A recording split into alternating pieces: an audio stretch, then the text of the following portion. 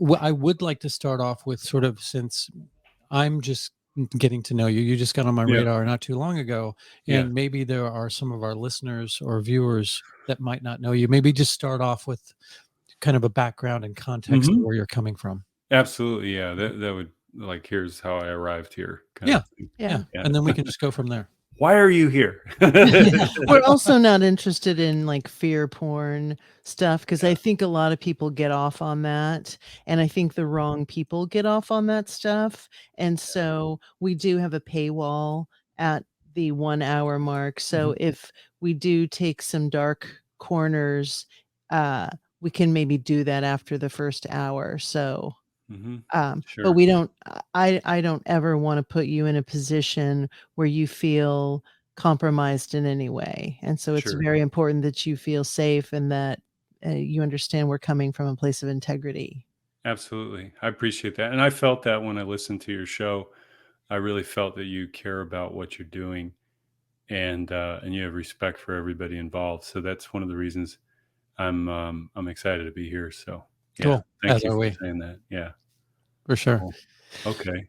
So yeah, why don't we dive into it if you're ready, and you can Sure. just maybe tell us a little bit about yourself and what maybe brought you to some of the subjects that you have covered in your work and in your life experience. Sure.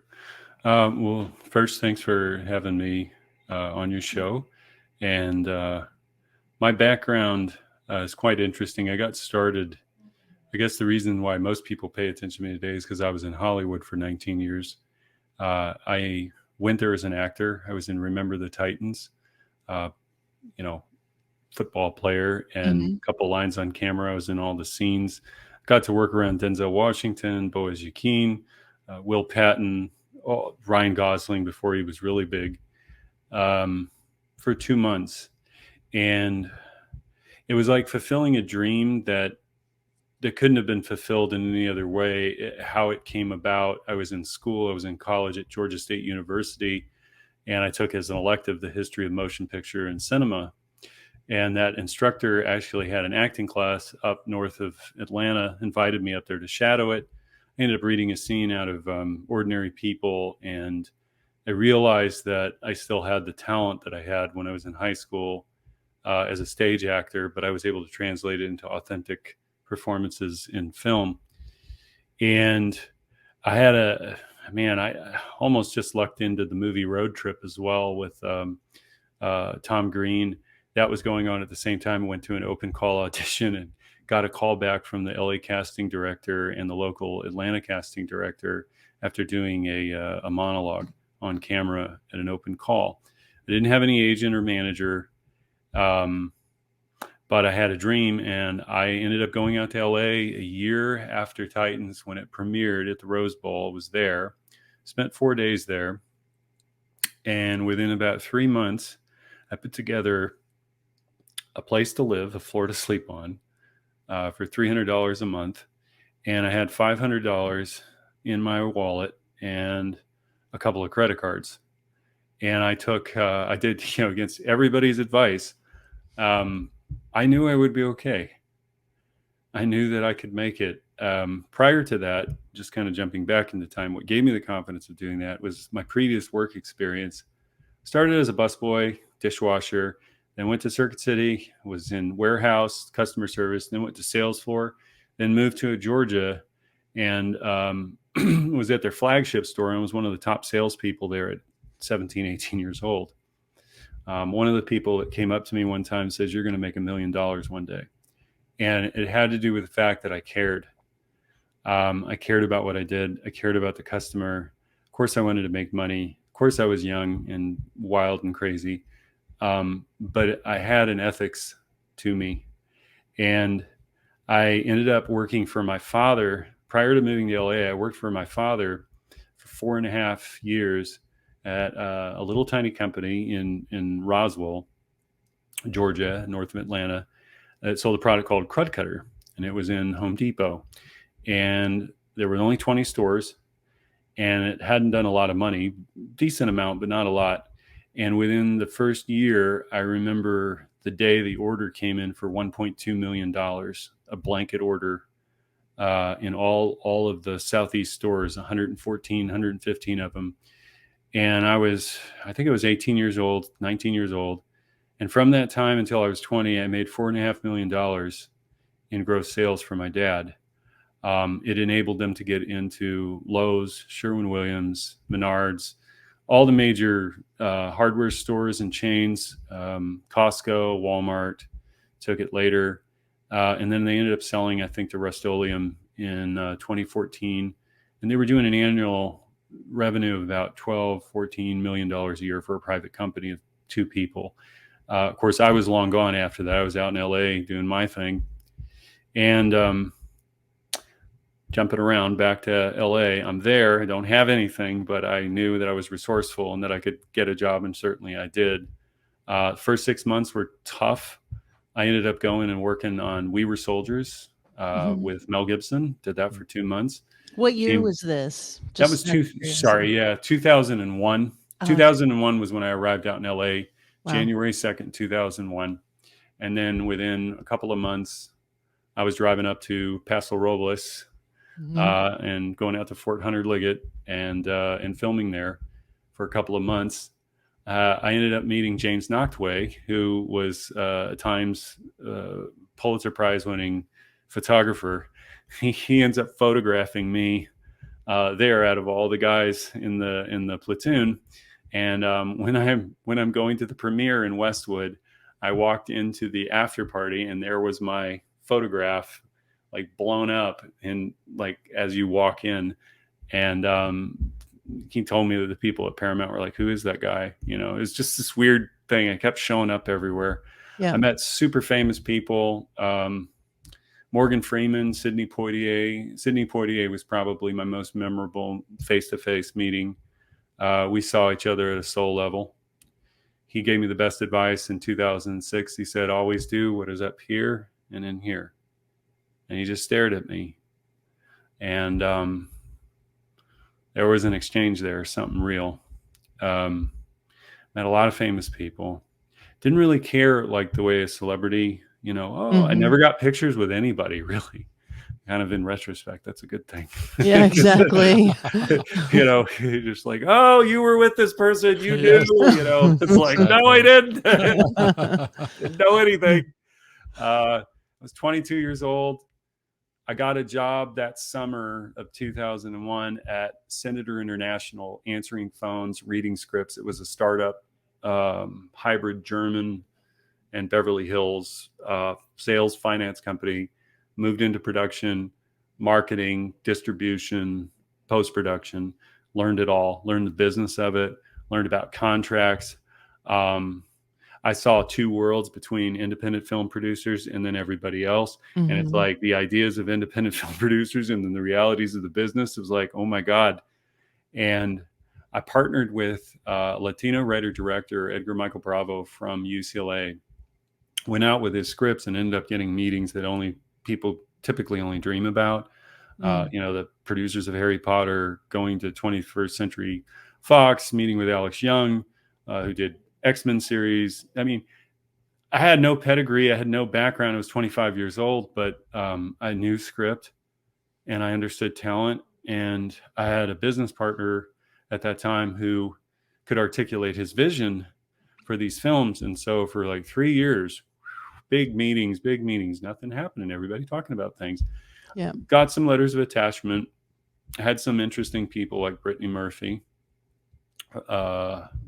interested, loosely attached.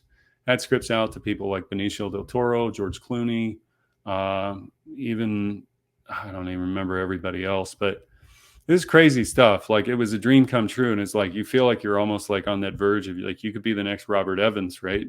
Mm-hmm. And but it really was my love for art that kept me in the game.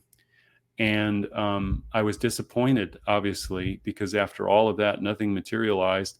And in 2007, our funding fell through like 80% of it on this one thing. And then it falls apart, and then everything else falls apart, and you got to try to rebuild it.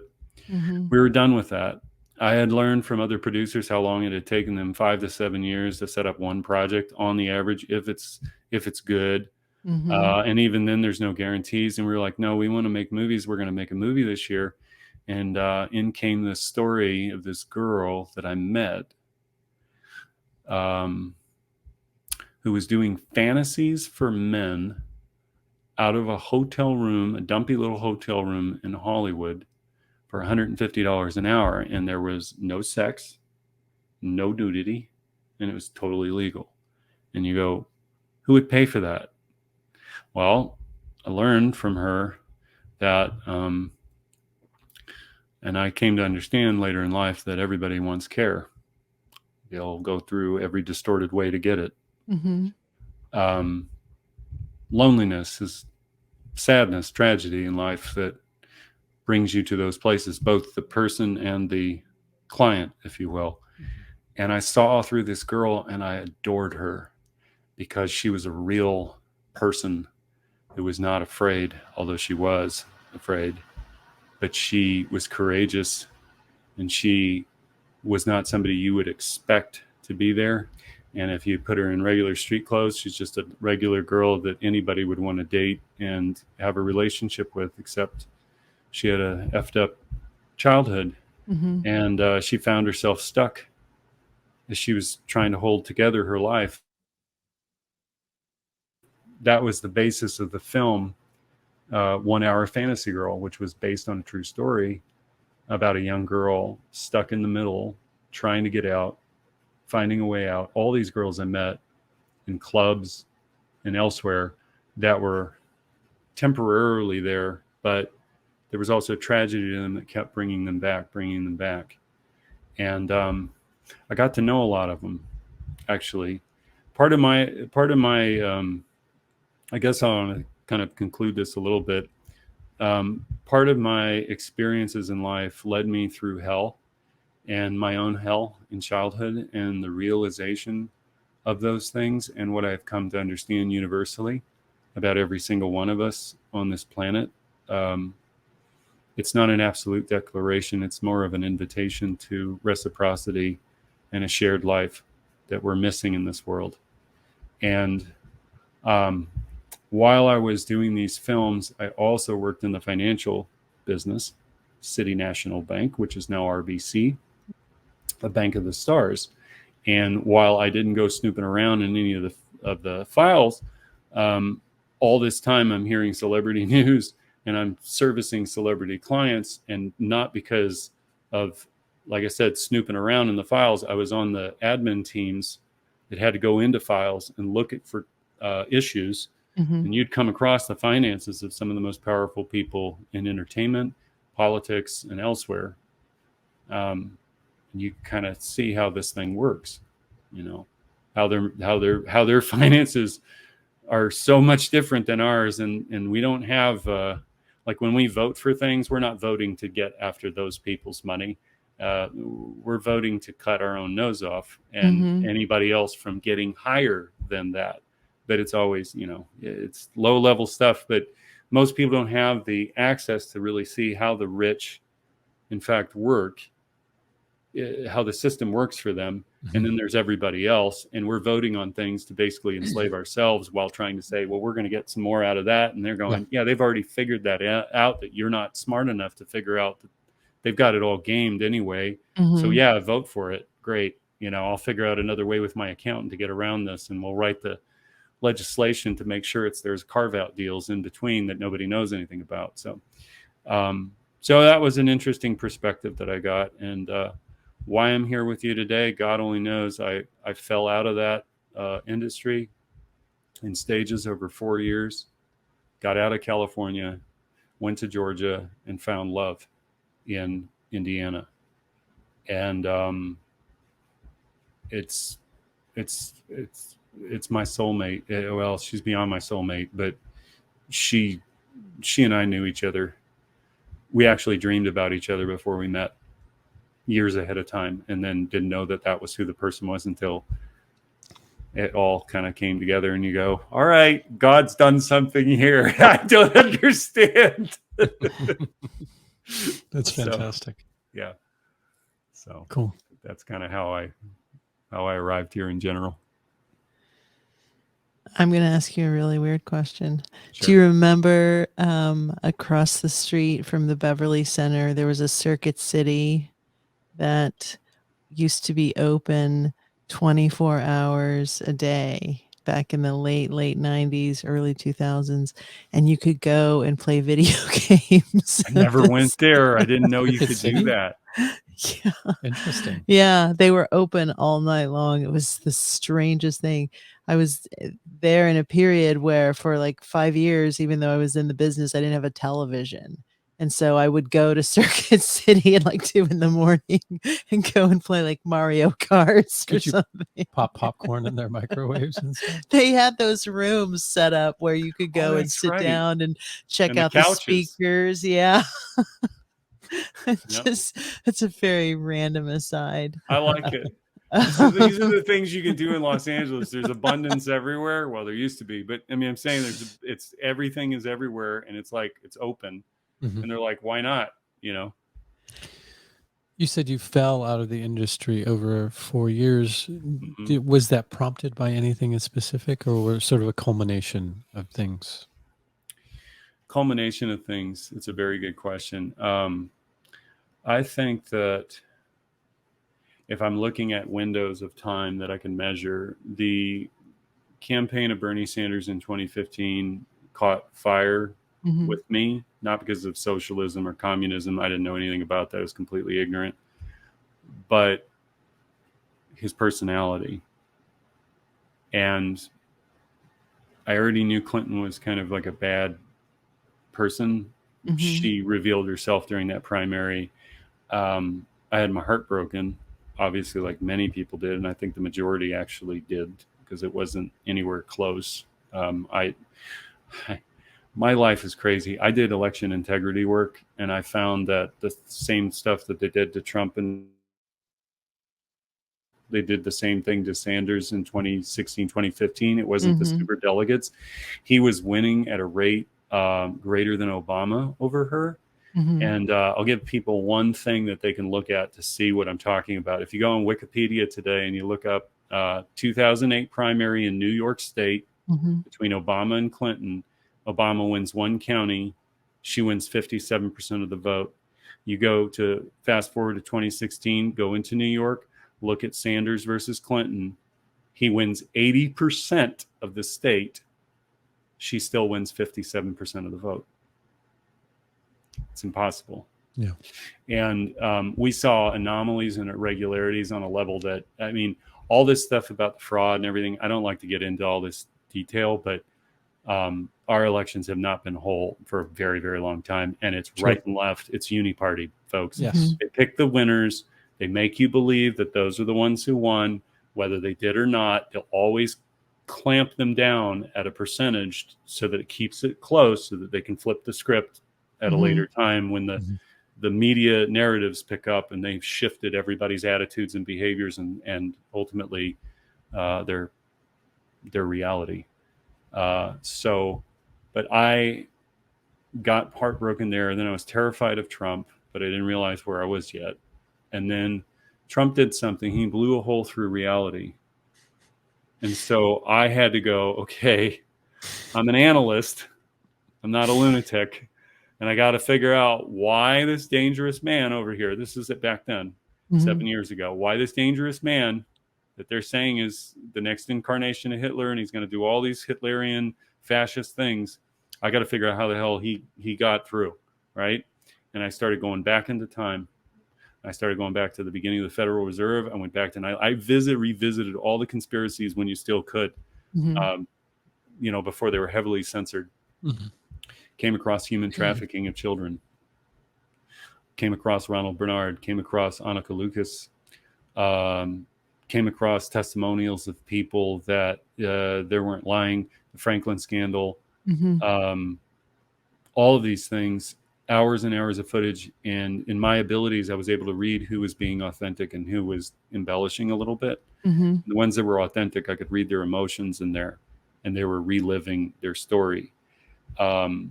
I dove into that. I ended up getting a film called A Child's Voice. That was kind of like the catalyzing my sixth film, sorry. And we made that film in 2017 in October. We shot it, everything, and we had it out in the middle of the summer of 2018.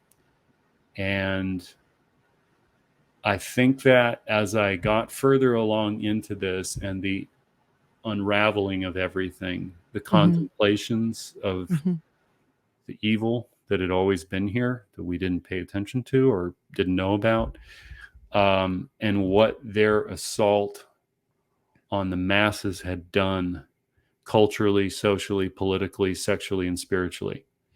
And I didn't know this at the time, but what I was going through was inner and outer worlds. This was hitting me against me and my child, my inner child. And I started to, in 2019, the beginning of 2019, I had an experience that people would call it a spiritual awakening of some form, but it was basically what I would consider I was passing through something in my heart, and all of my lines in my face and everything, I was glowing. I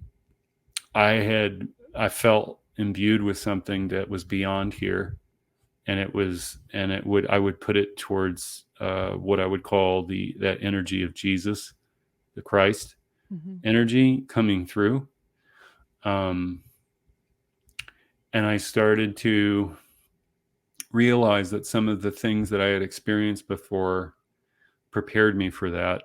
And I had been working towards really understanding my childhood at a very deep level. In fact, at a level where I had to see my parents and actually what they ended up truly doing to me. And then in that same year, 2019, I was shown things and experienced things on a level of pain and release that brought me back to my father before he died.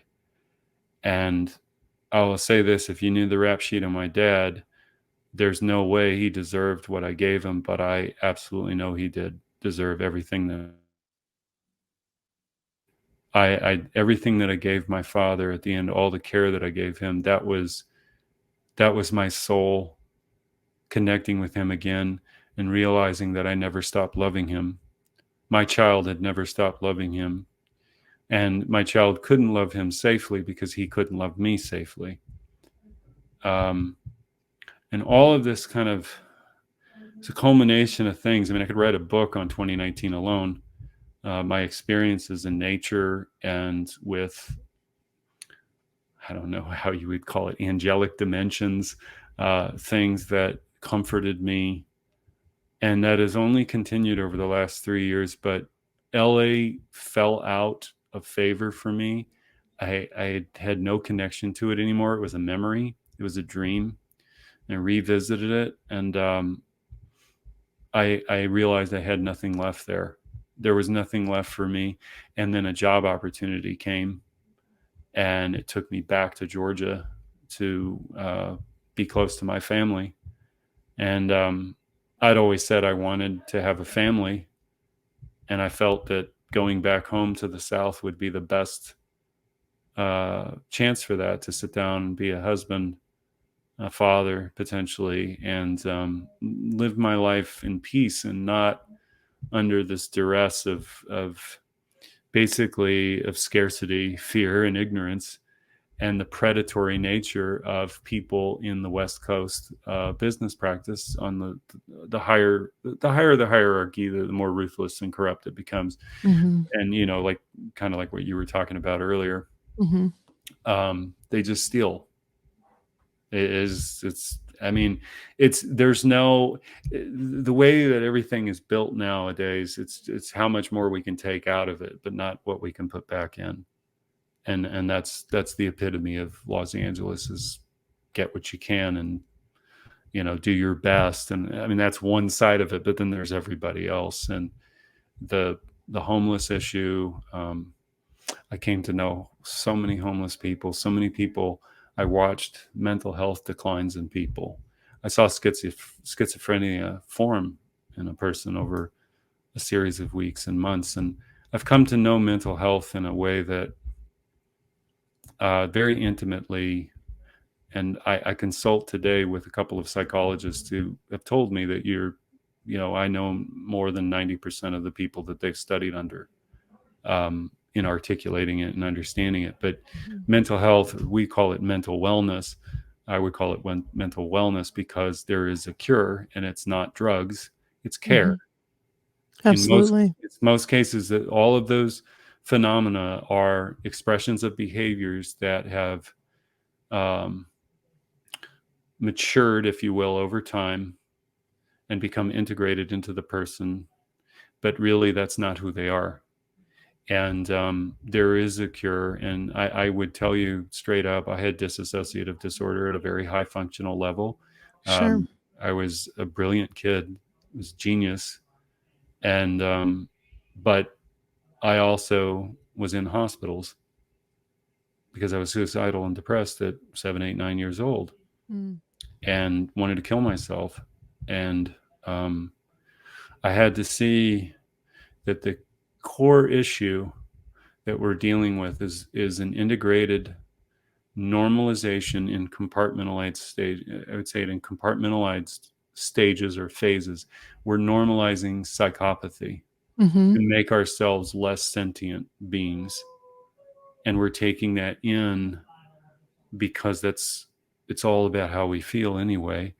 And but the truth is that what one feels in love towards another, although the beliefs and the expressions are different, there's hardly a person in this world who has no love in them at all, including people who do acts of evil, although they lock that conscience away in a bunker, in a deep freeze. But those are extremes. But even they too, and this is the saddest part about all of the things that I guess we're going to witness in human behavior during this time, is the drive to be loved is so intense that people will kill for it. That's how insane they'll go. Well, there's something that, I wanted to circle back to about the whole mythos of Hollywood, is that Hollywood casts a very wide net, and it's extremely easy for them to work through people. So what Hmm. I mean Yeah. by that is that the illusion that is being sold is you're gonna go to Hollywood, and most people wanna be famous. They don't wanna be actors, they wanna be famous. Right. So they go into that world thinking that they're going to find fame, and I Hmm. think that drives some people insane, and it does drive a schizophrenic, uh, a a kind of a myopic view of the world, that if you don't achieve this one thing, then you can't possibly be happy. Hmm. So, what I found so fascinating about it was the ease it was to get into the business. Hmm. That was the part that was so fascinating, and it's because they do cast this wide net, and what they're doing is they're hunting. They're looking for specific types of people, they're looking for, useful idiots, they're looking for people that they can use, abuse, and then Hmm. throw away, and Hmm. there's so many willing participants in that at every level. But Mm-hmm. to get to this higher echelon, there's certain things that you have to sign off on to Mm-hmm. do in order to get to those levels. Mm-hmm. So there's the version of Hollywood we see from 8 to 5, like, in business hours. And then there's what's going on at night in Mm-hmm. the hills, sacrifice, all kinds of insanity that's Mm-hmm. happening. Mm-hmm. And I just find that so fascinating that you had a similar experience to me, in that I just kind of walked in and I was like, okay, I'm here. Like, Mm-hmm. and I was Right. accepted into that world. And it Mm-hmm. sounds that like your experience was very similar too, that you got put into these positions, and it almost seems like there's some other energetic force that is at play that's going, Yes. okay, well, let's see what happens. Let's put him in this environment and see what he does with that. Yeah, you bring up excellent points, and it goes pretty deep. And I'll keep it kind of like at this level. So what you're accurately pointing out, in the way I kind of see this, is they look for authenticity. The best actors on the stage are the true believers. That includes all positions of Mm-hmm. control, by the way. That's not just Hollywood. Hollywood is a microcosm of a much larger Yes. network of people who are players on the stage that you believe in. And because they're believed and they believe it and they're believed by an audience, it's real. Yep. Okay. That's how Exactly. you get your experts, Mm-hmm. the title. So they look for the divine archetypes that they can use through the bigger powers that you're talking about. Now, when we talk about bigger powers, we're not talking about everybody there. We're talking about a very small group of people. We call them Luciferian wizards. Mm-hmm. I'm just using that term. They know this realm. They know what we're in. They know how to change it. They know how to get into your, what I would call your Death Star exhaust port, your backdoor Mm-hmm. button that they can Mhm. blow everything up Yep. Yeah. and reset it. Because the child is seeking love externally through fame, but it's really what we could call validation, a form of false, Right. inauthentic validation, but it's Right. presented as real. That's why Mm-hmm. it's real. So these people aren't just lying to you. Mm-hmm. They don't know what they don't know. They're in their own world. They're in their own reality. It's as real to them as yours is to you. Mm-hmm. They have control around them all the time to keep them busy with tasks so that they don't have time to think about anything other than what is presented to them and what they're told to do. And everybody's a handler in a different way because, as you know, people there are motivated by one thing and one thing only: money and power. Well, those Mm-hmm. are two things, but power is the ultimate one. Money is the temporal one. But power is the one where you can walk into a room and write your own check, right? And that's what we're talking about. So to play that game, it's all about, what do I need to do in order to get you to do what I need you to do? What Yep. is it that I need to give you? And that's how they read you. So Mm-hmm. they read you. What they also do, and they read you, is they know your birth chart, your star chart, your astrological charts as they progress over time. And they can karmically marry you to things Mm-hmm. that are in your chart at that time that'll give them the highest maximum output without you knowing anything about what's happening.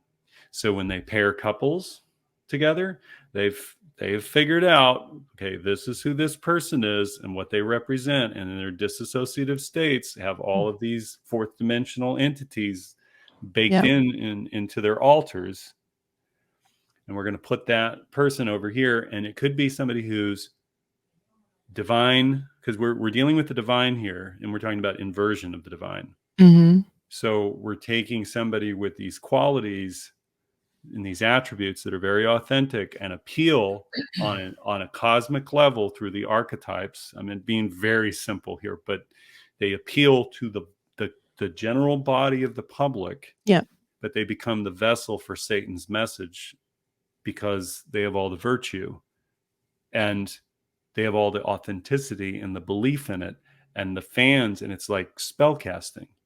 Totally. It's total spell casting, figures, people. Now, to your point, they are guessing, kind of like a crapshoot, to see what sticks because they don't know for sure.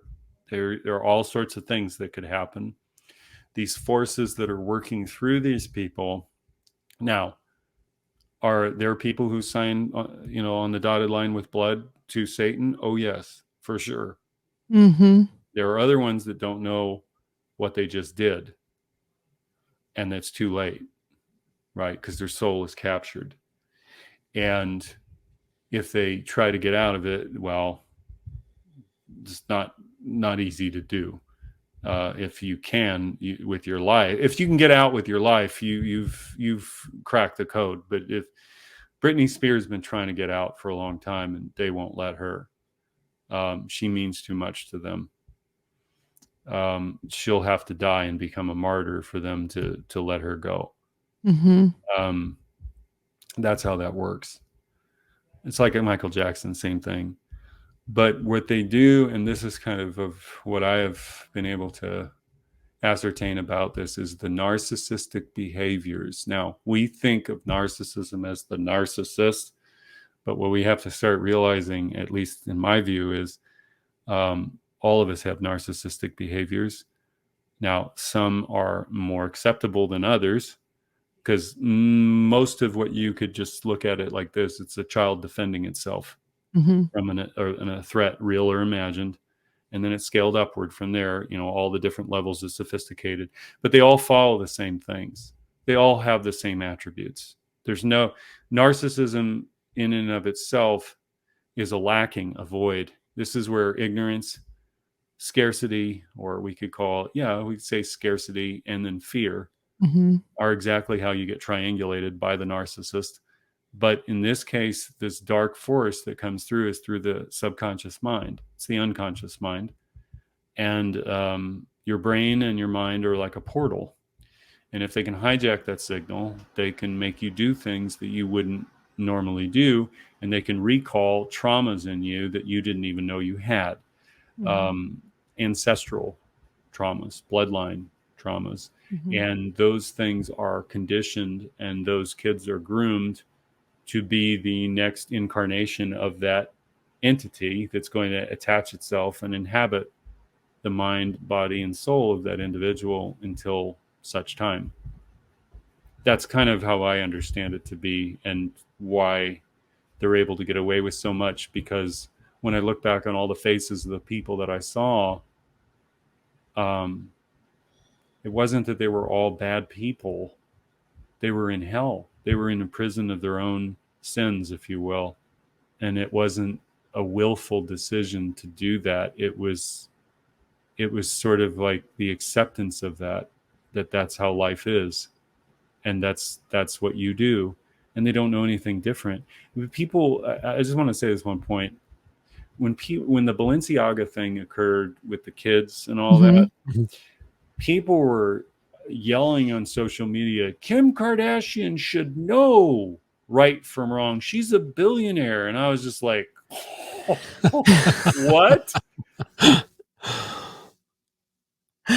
We have a culture that's been programmed from Jerry Springer to Kim Kardashian and everything in between. And you're telling me that this heiress, she's a manufactured thing, is some kind of where's she going to learn right and wrong from? Exactly. Hollywood, the media, our institutions, politicians. I mean, where is she supposed to develop her sense of morality and when she's grown up with Satanists all around her?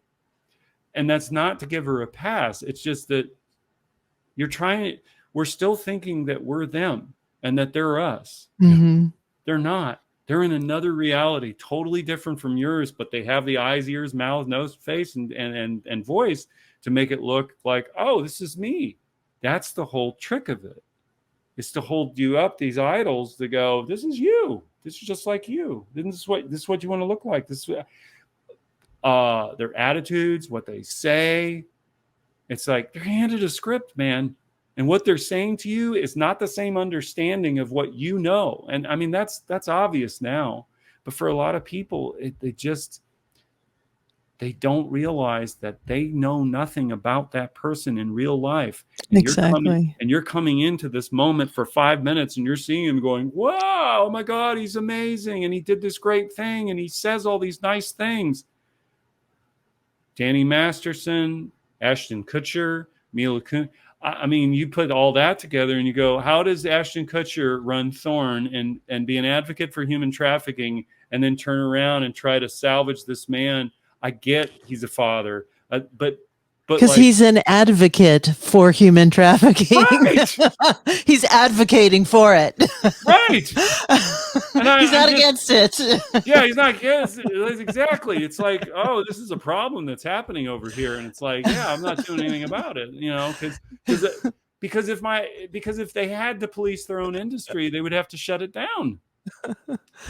Yeah. It's that simple. And Kim talked about the Illuminati on the show. One time she goes, what's this thing, the Illuminati? Oh my God. Illuminati. She actually brought it up on the show. And that's just a way of like putting it in people's faces to say, like, are you awake? Are you aware of what's really happening? But yeah, they gaslight their audiences. Totally. Of course. Yeah. I figured out how to see behind the green curtain.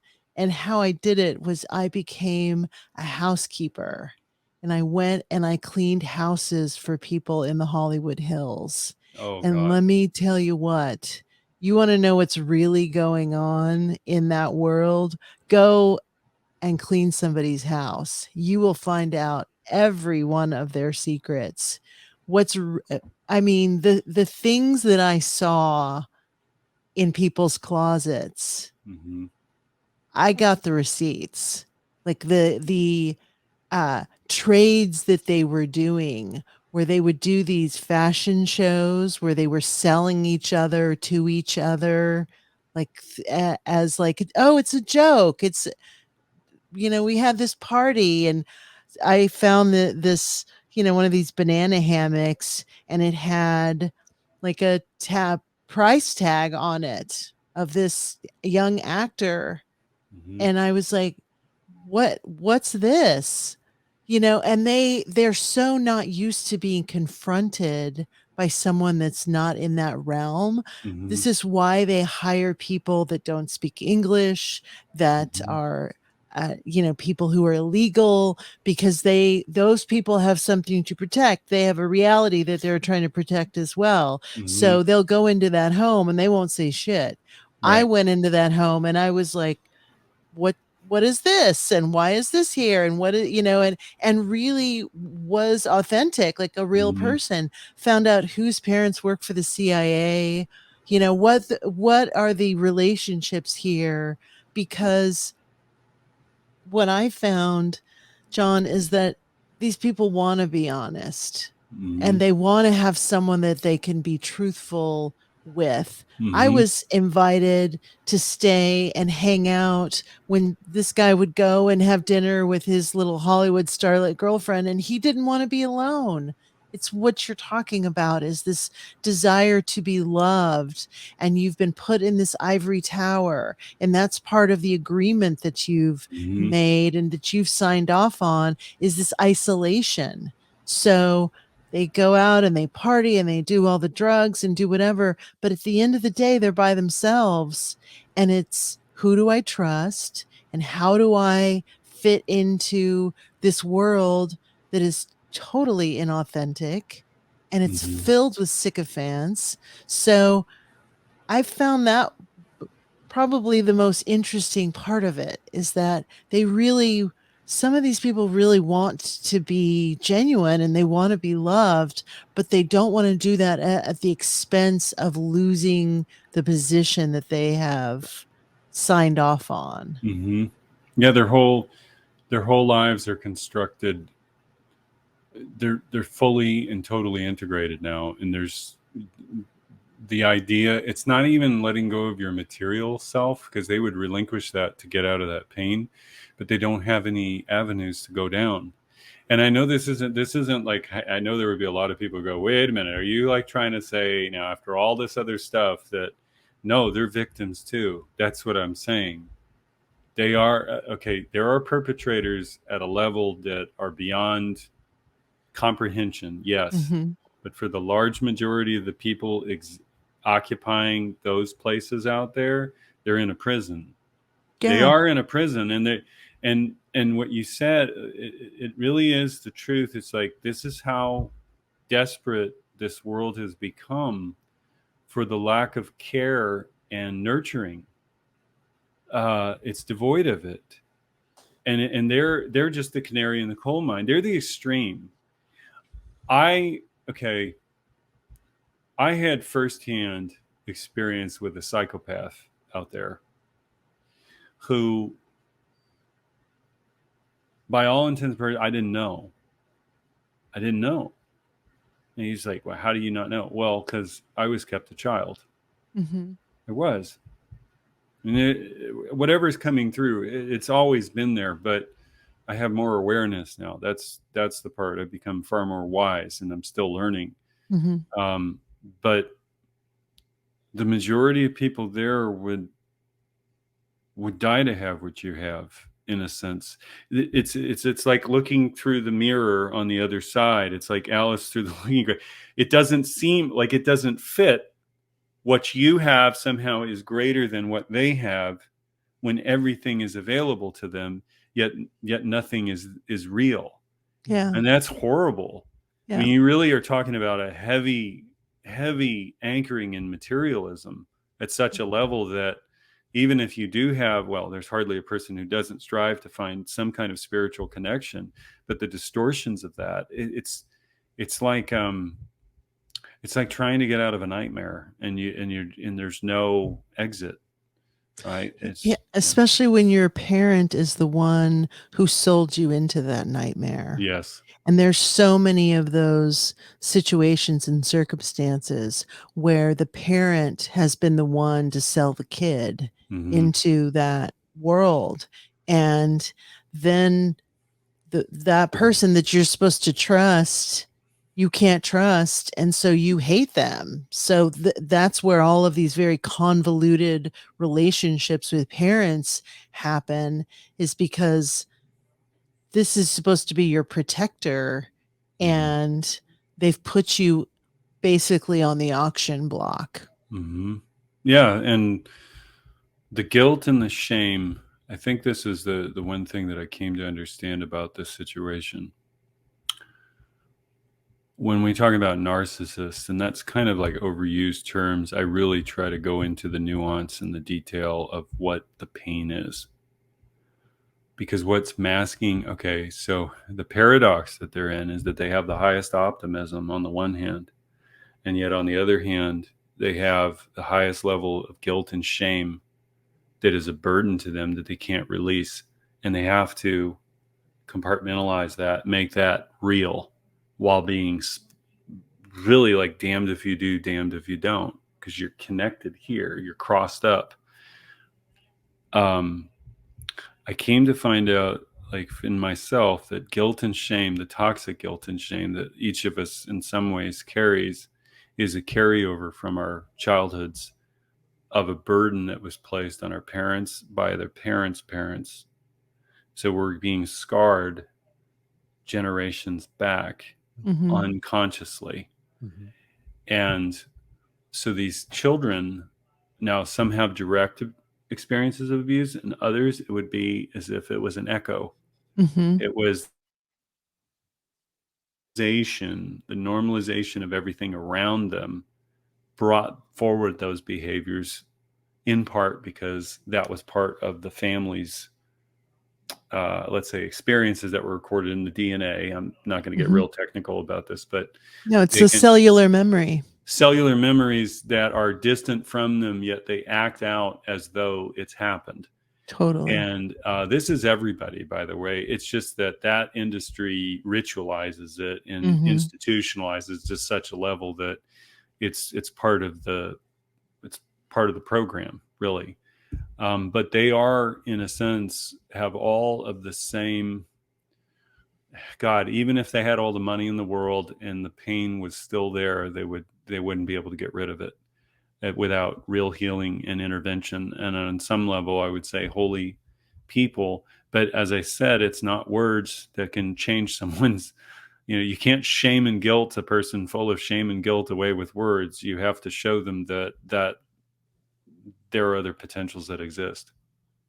And I'm glad. I mean, I'm grateful for you to share that story with me, because it reminded me of all the times when I looked back and I saw, in most cases, a helpless child in every single one of them, including some of the monsters, which like I said, it's frightening to see that, because you could lower your guard real quick and then Mhm. get taken over.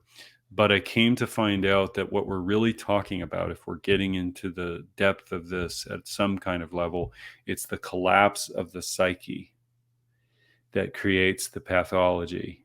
So they don't have good memories that they can draw from in childhood as Mhm. objects and people to attach to. Those stories are completely fictionalized. And when you don't have any good memories to go off of, and you're using drugs and alcohol, your central ego and your central objects that you're attached to, the one that's the conscious you, is you have to think of yourself as amazing, and you have to think of everything you desire as the absolute best thing. There is no other alternative. There is no reference in the subconscious that it can access to go, oh, I actually had a mother who loved me or a father who loved me. There Yeah. is none of those fantasies that Yeah. can be held on to. They're so disassociated from their original self, their original blueprint, if you will, the divine blueprint that they are, that all they can go into is their altars and try to relieve the stress momentarily. And no one's telling them the truth. Yeah. So you have people that come into these environments that are friends, but they're not being honest because they don't wanna lose their position. So they're not gonna tell you you're acting like an asshole, or Mhm. don't treat that person like that, or are you okay? And really kind of get in there, drill into what's really happening with this person. So that just becomes another layer of Mhm. disassociation, because your friend, your best friend, is just the person that you pay to go out with you. And the Mhm. way you pay them to go out is you buy all the booze and you buy all the food and you buy all the drugs, and women are attracted.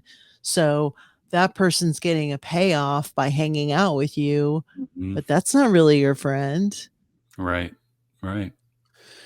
So did the system that you encountered in Hollywood, did it ever get to a point where it tried to corner you and sort of Mhm. envelop you to become a part of it? Or did you just sort of pick up on all of this sort of peripherally by experiences of the people that were around you?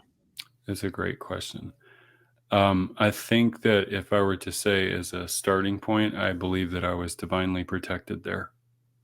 It's a good thing. When I looked back at we're talking 19 years from 22 to 40 something, um, 41, I walked through thousands of doors, many of which and I mean that both literal and kind of figuratively Sure. or metaphysical, but I walked through so many doors where I could have been killed, corrupted. Um, I remember at the beginning, people wanted to get a good look at me in my 20s, up close. I had a few that invited me at the studio level, and it was a proposition meeting. I didn't know that. I was going in for business, legitimate business, to Mhm. Mm. discuss projects. And I looked, I'm 46, but I looked then I looked, I mean, at 22, I looked like I was 16. I mean, I just had a very youthful face most of my life. I'm not saying I'm, I got age. I got some age there now, but but I'm saying this as there was there were a lot of men that targeted me. I resisted a lot of men who targeted me. Now, did I ever get to a place like where there were some friends of mine? I mean, the stories that I've heard, cages and drugged out sex slaves and all, I was like, no, I didn't have to go through that, but could have. I mean, the level of danger that I was in, I was unaware of, and that probably saved my life because I wasn't, like you said, you asked me if I picked it up on the periphery. I think intuitively I knew where to stop, where to get away from. There were a couple of times that I literally, had, I mean, this is not like a bragging thing, but I had sex offered to me, right? And it felt like, I'm a young guy, like no problem with that, but it felt wrong. There was something off. Whatever it was, I didn't feel like I was going to. I also had a couple of times where I was drugged in a club, and I had a woman walk up to me. I didn't know this at the time. Like, again, this is just after reviewing what had gone down. A woman who had no business walking up to me, talking to me, meaning I'm one guy of many guys in a club, and this woman is an 11. And I'm just like, I literally asked her, I said, what are you doing here talking to me?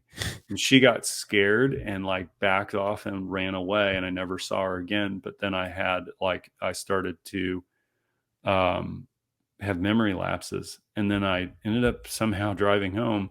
I don't remember driving home. But I woke up the next day really sick. And I realized that a lot of some of these clubs where they do organ trafficking, they get you hooked up with a hot girl you're going to go back and have, amazing sex with at a motel or something. And they'll drug you and knock you out and then take your liver, kidneys, because they can sell them on the black market for $30,000, $40,000. Yeah, when I say like I was protected, I don't know how the hell I survived almost 20 years in that town. Just simply that I wasn't diving into the danger, but I was around it all, and I didn't know. When I looked back now, and I'm looking back at everything from 2017 on, I'm just like, where the hell was I? I was in a place that somehow, some way, it didn't want me. Thank God, because I thought about it, and I could have been a real dangerous asset for them. If things had developed into such a way with my abilities and they could profit from them, I wouldn't have known what the hell was going on. I will say this, that I was raised in a home, Catholic, which I reject as a religious faith, for different reasons, but obvious ones too. But I never abandoned Jesus, and Jesus never abandoned me. And I don't mean that simply. I'm talking about this energy that is beyond our human minds to understand what that is. But it was, I stared down death quite a few times, and I may have died there once, but came back. It was weird. It was just stuff like things that are just miraculous that happened that kept me safe and protected. Even to this day, I don't know how I'm still alive, given what I've spoken out against, and the nature and the viral nature of my videos and my interviews over the last 3 years. I don't do that anymore, obviously, but I look at it and I go, I don't know how or why I was allowed to, but for whatever it is, I would do it all over again, because I found who I was in the course of that. As dangerous as that was, somehow I understood that my soul was prepared to go through this, and then also, like, first my childhood, and then out there, and then falling back this way, and basically learning my entire life through the um, really intense lessons. ones that my human mind could not comprehend or imagine, but that in some ways it's what I asked for. I asked in 2019 to become the most truthful, honest, and ultimately wise man that I knew. And I've gotten my wish in a way that I wouldn't wish on anybody else, but I take it up. It's sort of like how, I don't want to sound too prophetic here, and I'm not trying to, but it's sort of like all of us have our own cross to bear and the cup that we take. And the faith in all of it is that I have, that I can be courageous in that moment where I need it the most, that those things come into me in my moment of darkest need, darkest hour, whatever, the greatest need in the darkest hour. And I've had experiences now with that I can't deny are so profound that nobody can prove to me, yet I go and I listen to testimonials of people who survived human trafficking, near death experiences, out of body experiences. I listen to spiritual, like the ancients, the mystics, and there's something here.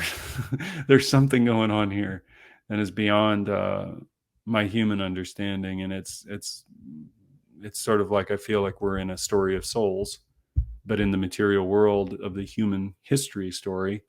And in our lifetimes, I truly believe in our lifetimes, however that comes to be, that we're going to become fully realized, worthy sons and daughters of the living Creator, however that will come to be. But that will come to pass in this time. I'm not saying in a short time. I'm talking about in our existence, in this era that we're in, to move us into the potential of 1,000 years of golden era of peace beyond human imagination today. I do believe that capability lies within each and every single one of us, and that there is a divine plan for every single person here, outside of their own understandings, that somehow that we're all a part of each other's stories, and we play sort of what Joseph Campbell's talks about. We all play an agent in the story of our lives, as everybody else comes in, and then as we come in, and then each thing is an interlocking piece that continues, and it's beyond the world of man. It's beyond the world of man, who seeks power and dominance and control in order to immortalize himself. And yeah, so I don't know. Great times. Yeah, it was good. I enjoyed it. I did too. That was actually I may be biased here, but the best interview I've ever heard with John. Really? Yeah. I heard stuff that I've never heard in any other interview, in any other conversation. And I'm not claiming that's because of us or anything like that, just maybe the alchemical equation of the three of us. But yeah, I thought it was a fantastic conversation. And I look forward to seeing his movies. Yeah. Yeah. That sounds really great. My ears are hurting with wearing these things. Maybe that your ears are hurting. You're hungry because you're fasting, and your teeth are bugging you. I'm sorry. We'll keep this short. It's a poo-poo platter of stuff. Anyway, yes, we greatly enjoy John's company, and he's got this very just let me on. But we're on video, you know that. I know, but I'm trying to be discreet about it. Just the top part of your face when somebody gone. you can't hear you. Anyway, I was going to say John has this sort of light about him. He's very, not only light, but light, like glowing. Like he's got a very good energy about him. I picked that up on the conversations that I listened to leading up to this episode, but it really comes out when I don't know what I'm trying to say. Exactly. You do? Yeah. Okay, well, this is not going to go anywhere. Thank you so much for listening. We It's been a usually, while since we've done this. I know, I I'm talk out a of little bit, then I you know, talk a I'm little out bit, of then I talk a little bit, and you're not practice. talking a little bit. So you're in an I'm altered state of I'm being. out of practice. It's been a hot minute You don't since need to we've practice talking. You do that naturally. Anyway, I have new features. I have my ears are hurting and okay. We'll make it brief. okay. You don't need to hear us babble on about what we thought about the conversation. Anyway, we can just sum it up with highly enjoyable, very positive. I left it feeling really wonderful, and I'm glad that we met John, and I look forward to having him on again. Yeah, he's cool. Yeah. All right. Thank you all so much for Now I'm listening. just trying to make you laugh. This has got to be the shortest what is it? What After babble. after I have babble. things to say. I'm still kind of processing. So he was in Road Trip, the Tom Green film. It would seem that way. Okay, Yeah, there I've we never seen that go. film. Remember the Titans. I kind of vaguely remember seeing that years and years and years ago. It's a football movie. And You then don't remember the Titans? he made 6 or 7 films. 7, I believe. Well, he said 6 initially. And the one that sounded, I don't know the titles of the other ones, but the one that I'm interested in is seeing the 1-hour Fantasy Girl film. I'm curious about that movie and how that,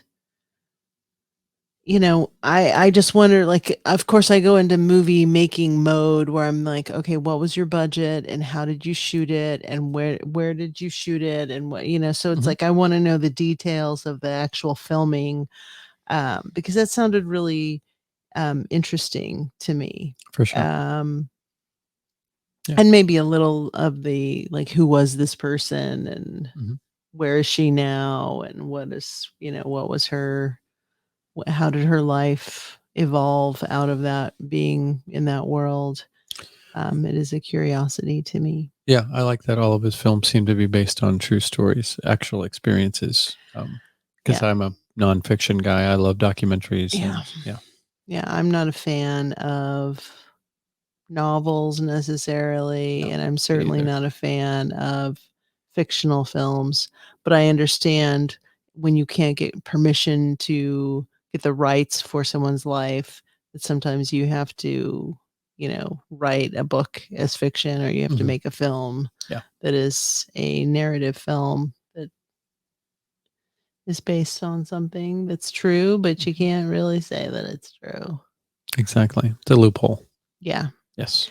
I did also want to get into a little bit of the dark terrain, just about what the backlash was. I wanted to know a little bit more about the video that he put out Yeah, I in know. I want to track that down. 2023 and Yeah. what that was about. Yeah, That was, same here.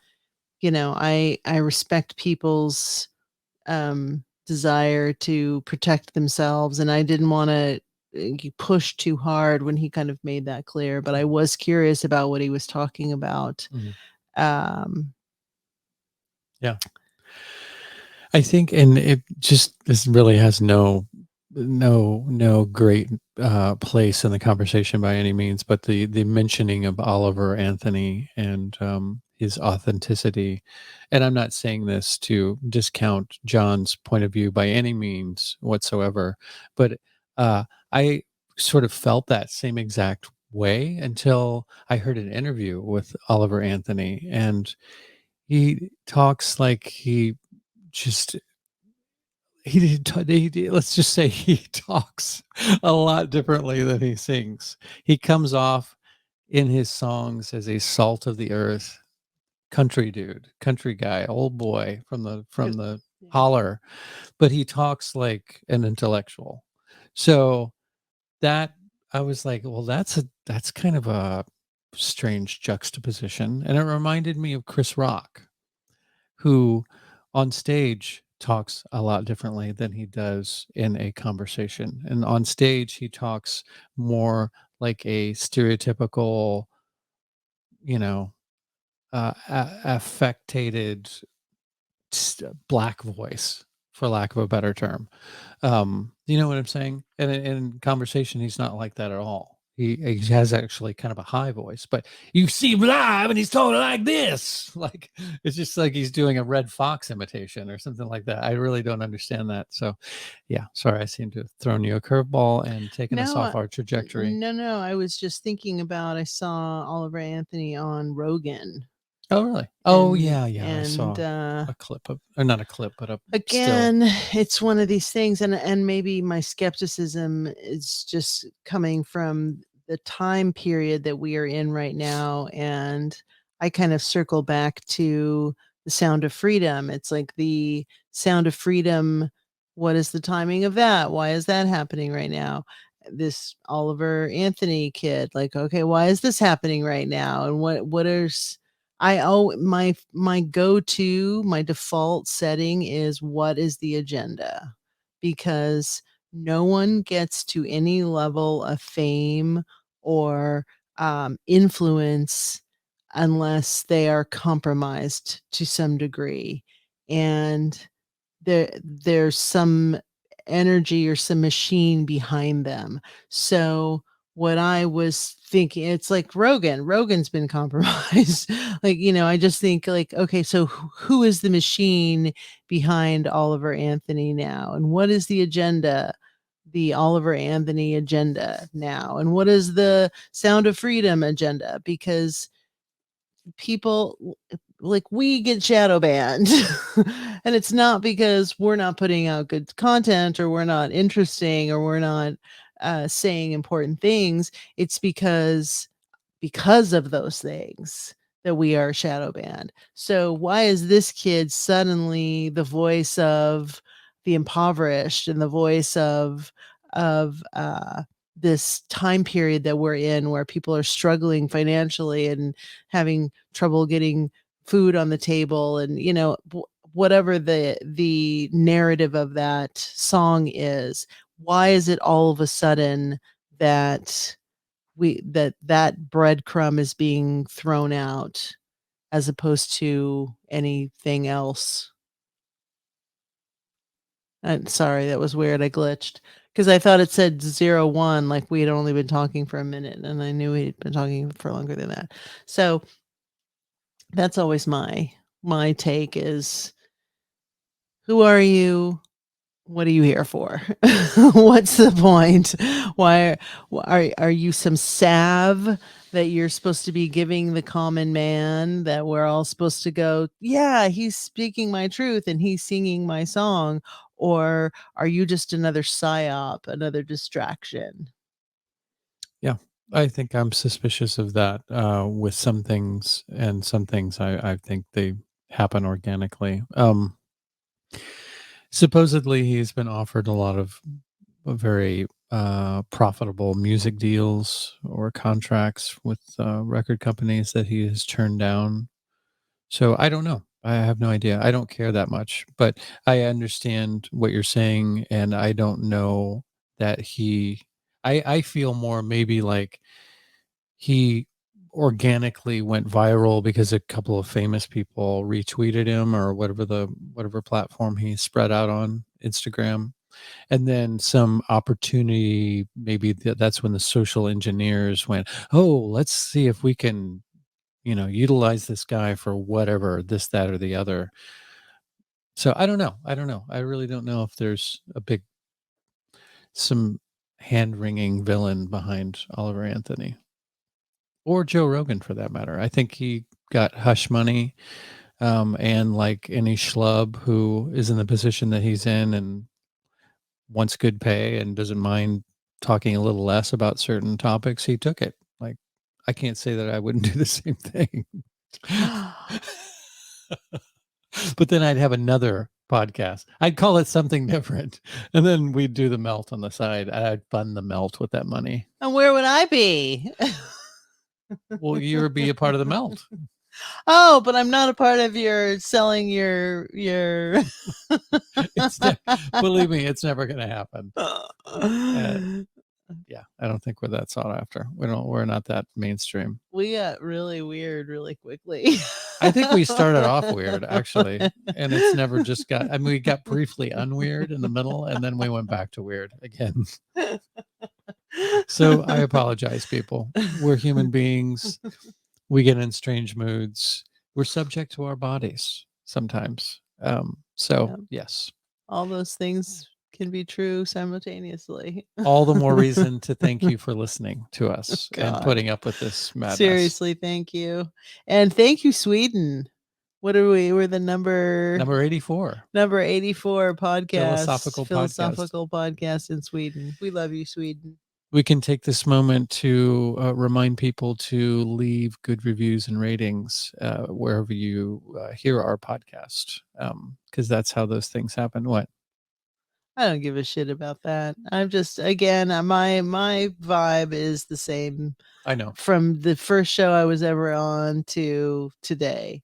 I just want the right people to listen. I don't care if we get 100 million listeners or it's just our little core group.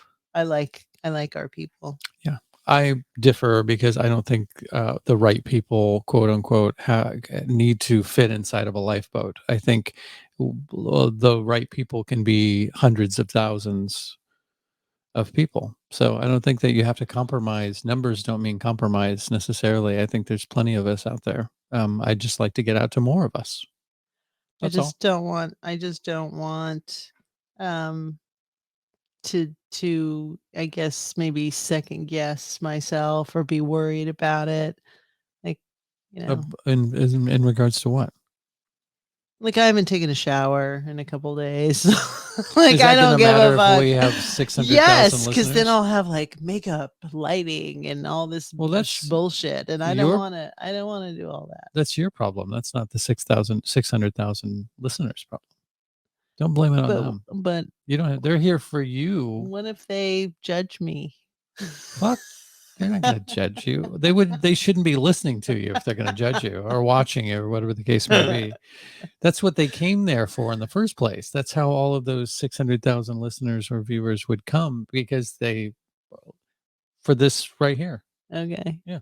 All right. For how For you my are. little weird hair that's That's sticking out the side. That's where success fucks things up, is that people go, hey, we've got something here, let's do Yeah. this and that and that, and then Yeah. completely change it from Yeah. why people originally Exactly. came here in the first place. Yeah, that's what I'm saying is I don't want to do that. I want to just It's not going to happen. Okay. No, I'm You- not. I don't.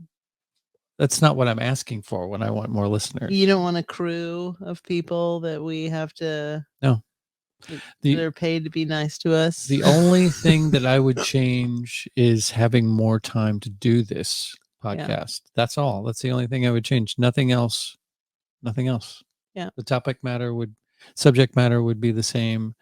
The quality would be even better. There would be more of it, and there would be some documentaries thrown in there. I would spruce up the video versions of our podcast with visuals and stuff like that. Yeah, it would be the melt to the 10th power. I'm good with that. Meltier. Yeah. Now meltier. Yeah. Now with 20% more melt. I like it. Anyway, Good times. Thank you all. We love you. If you want to write us, you can contact us at the Melt Podcast at protonmail.com or hunter-muse at protonmail.com. All right. We're going to move on with our lives. You do the same, and tune in hopefully next week. I've been kind of not been too regular as far as the episodes coming out are concerned, but I usually get them out sometime within every week. So yes, we've got great stuff coming up. We've got probably about 7 or 8 episodes in the can. So they're just bursting to get out to your ears and your minds. So we'll make that happen. All right. Ta-ta. They can't hear that on the audio version. Bye. Meow.